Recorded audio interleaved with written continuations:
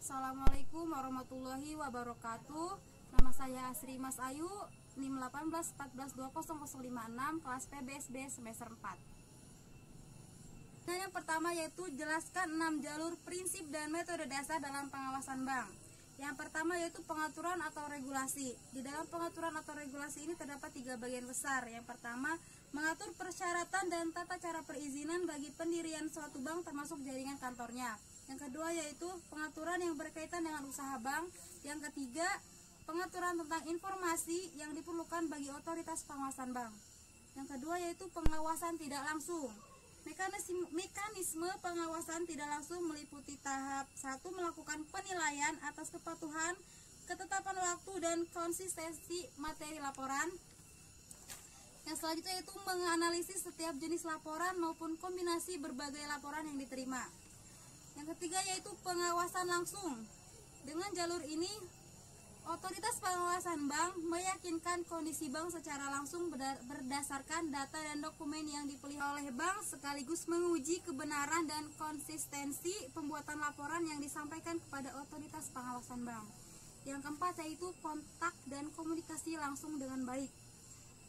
Jadi otoritas pengawasan bank berusaha untuk memahami alur pemikiran dan komitmen manajemen bank. Yang kelima yaitu tindak remedial atau pemberian sanksi.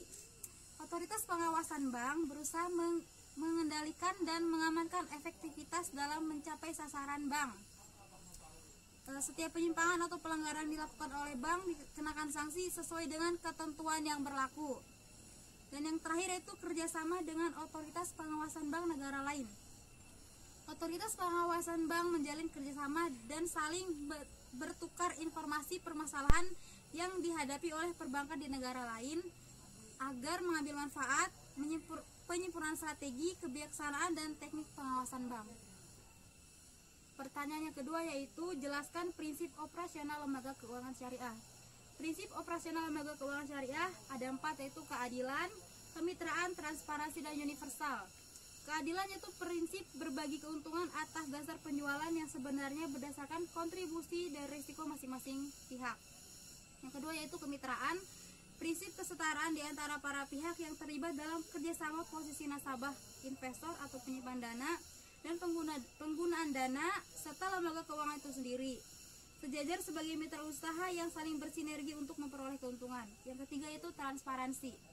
Lembaga keuangan syariah diharuskan memberikan laporan keuangan secara terbuka dan berkesinambung kepada nasabah, investor, atau pihak-pihak yang terlibat agar dapat mengetahui kondisi dana yang sebenarnya. Yang keempat yaitu universal.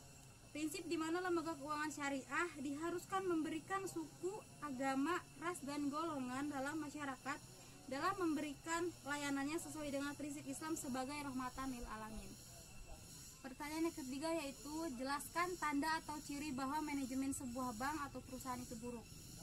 Manajemen yang buruk ditandai dengan adanya 1. Kebijakan yang memperbolehkan bank menanamkan dananya dalam aset yang rendah kualitasnya.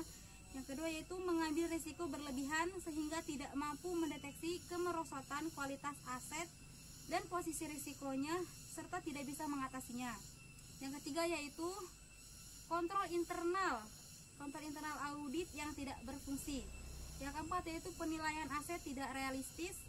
Yang kelima yaitu termasuk dalam melakukan klasifikasi kualitas pembiayaan serta tidak transparansi.